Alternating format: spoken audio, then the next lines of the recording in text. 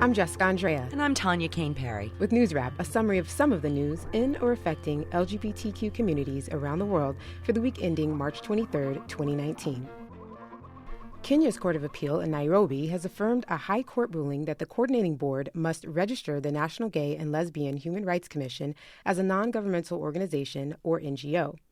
The board must approve the registration of every NGO to legally operate in the East African country. It rejected the group in 2015 because its members' sexual activities are criminal under Kenyan law, and therefore allowing gay and lesbian in its name was unacceptable.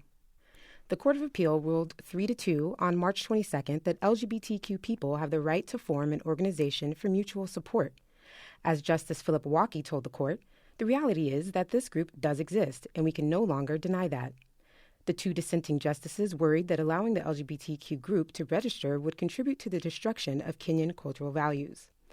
A tweet by the National Gay and Lesbian Human Rights Commission celebrated what it called the big win for freedom of association and a vibrant civil space.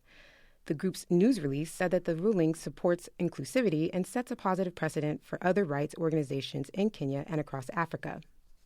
The penal code Kenya inherited from its British colonizers punishes sex acts against the order of nature with up to 14 years in prison.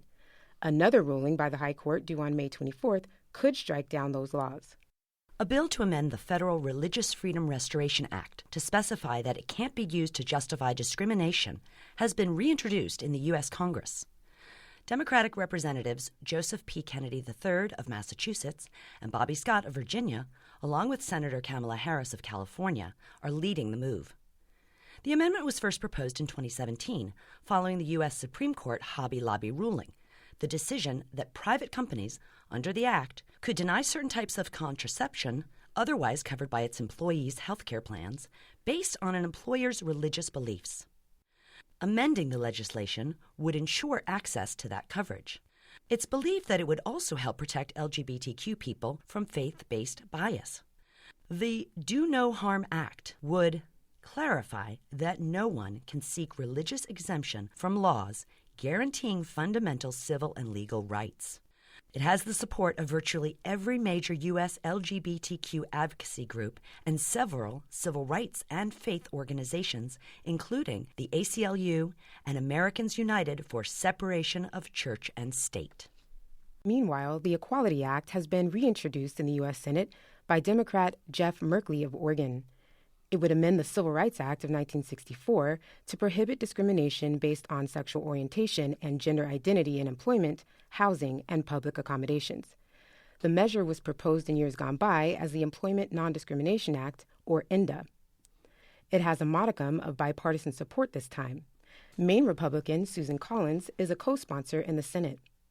Pennsylvania Republican Representative Brian Fitzpatrick and New York Democratic Representative John Katko are co-sponsors in the House. Openly gay Rhode Island Democrat David Cicilline is spearheading the legislation in the House with the strong backing of Speaker Nancy Pelosi. While chances of passage of both the Religious Freedom Restoration Act amendment and the Equality Act in the Democratic majority House are good, it remains to be seen how much support they'll have in the Republican-controlled Senate. Majority Leader Mitch McConnell has never met a queer-positive bill he liked. According to a study released this week by the Public Religion Research Institute, majorities of people in all 50 states support non-discrimination protections for LGBTQ people, and that includes a majority of Republicans and majorities in all major religious groups. The far right, however, is freaking out. Matt Staver of the rapidly homophobic Liberty Council warns that the Equality Act threatens the free exercise of religion and free speech. Far-right pundit Glenn Beck told Fox News Trump cheerleader Sean Hannity that if Donald Trump is not reelected in 2020, it will signal the end of the country as we know it. Kristen Wagoner of the Alliance Defending Freedom claims that the legislation would undermine women's equality and force Americans to participate in events and speak messages that violate their core beliefs. Televangelist Pat Robertson hinted at the apocalypse.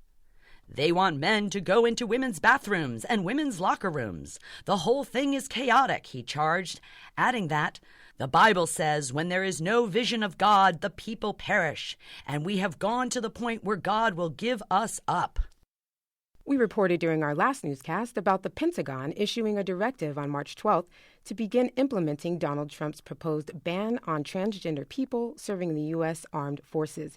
But one federal judge has said, not so fast. This Way Out's Lucia Chappelle explains. The Trump administration was wrong last week when it claimed that it could begin to implement the president's proposed ban on transgender people serving in the U.S. military.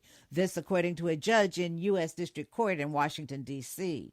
Judge Colin Collar-Catelli said in a notice on March 19th that defendants were incorrect in claiming there was no longer an impediment to the military's implementation of the transgender policy and that defendants remain bound by this court's preliminary injunction to maintain the status quo. A 3-judge appeals court panel overturned her injunction in January, but the panel has not issued its final order. Because there is no final order, the plaintiffs have not been able to file a formal appeal of that ruling to the full court. Collar-Catelli based her contention that her injunction still stands on those issues. BuzzFeed reports that the plaintiffs have until March 29th to request a hearing before the full bench of the D.C. Circuit Court of Appeals. If their appeal is accepted, it could further delay the implementation of Trump's purge of transgender troops. The White House has yet to respond to the ruling. I'm Lucia Chappelle. In other news, Puerto Rico Governor Ricardo Rosselló announced this week that he will sign an executive order banning so-called gay conversion therapy for minors. According to Pink News, he's going against the members of his own New Progressive Party, which blocked legislation to ban conversion therapy in the House of Representatives. I strive for Puerto Rico to be a society in which everyone, no matter who they love, can be accepted and live without fear of persecution, Rosselló said. This includes the most vulnerable in society, our children, who must be supported and loved.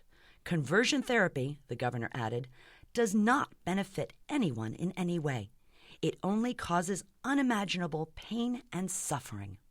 Costa Rica's Supreme Court has ordered the government to open civil marriage to same-gender couples before May 2020, when it will automatically come into force. The ruling said that it was unconstitutional for the family code to discriminate against queer couples. President Carlos Alvarado told the Associated Press this week that lawmakers will get it done. But Gay Star News reports there are 57 seats in the legislative chamber, and 14 of them are held by evangelical anti-LGBTQ members. Costa Rica's first openly gay lawmaker, Enrique Sanchez, has accused the chamber of intentionally delaying what his country's Supreme Court has made inevitable. As a signatory to the American Convention on Human Rights, Costa Rica is also bound by a January 2018 order of the Inter-American Court of Human Rights requiring all countries in the region without marriage equality, and that's still most of them, including Costa Rica, to allow gay and lesbian couples to legally marry. And finally, the Chick-fil-A fast food restaurant chain is still anti-queer. That's the conclusion of the City Council in San Antonio, Texas. They voted 6-4 this week, with one abstention, to deny the outlet a concession space at the San Antonio International Airport. It was apparently no accident that the council vote came on the heels of a report by Think Progress that the company's tax filings show that it's still making substantial donations to anti-queer organizations and causes, $1.8 million in 2017 alone, despite public pronouncements to the contrary. One of the organizations the company funds is the Paul Anderson Youth Home, a Christian residential home for troubled youth, according to its website. It teaches that same-gender love is a sin and that marriage equality rages against Jesus Christ and his values. Another one of Chick-fil-A's birds of a feather is the Salvation Army, which itself has a long and troubled anti-queer track record. Chick-fil-A CEO Dan Cathy has claimed that those who support marriage equality shake their fists at God and has said his company operates on biblical principles. San Antonio City Councilman Roberto C. Trevino told Out in San Antonio that the vote to deny space to the anti-queer company affirmed the work our city has done to become a champion of equality and inclusion. Everyone should feel welcome, he added, when they walk through our airport. A press release from Chick-fil-A clocked that the vote was disappointing. That's NewsWrap, Global Queer News with Attitude for the week ending March 23rd, 2019. Follow the news in your area and around the world. An informed community is a strong community. NewsWrap is written by Greg Gordon, produced with Brian DeShazor, recorded at the studios of KPFK Los Angeles, and brought to you by you. Help keep us in ears around the world at the ever-updating thiswayout.org, where you can also read the text of this newscast. For This Way Out, I'm Jessica Andrea. And I'm Tanya Kane Perry.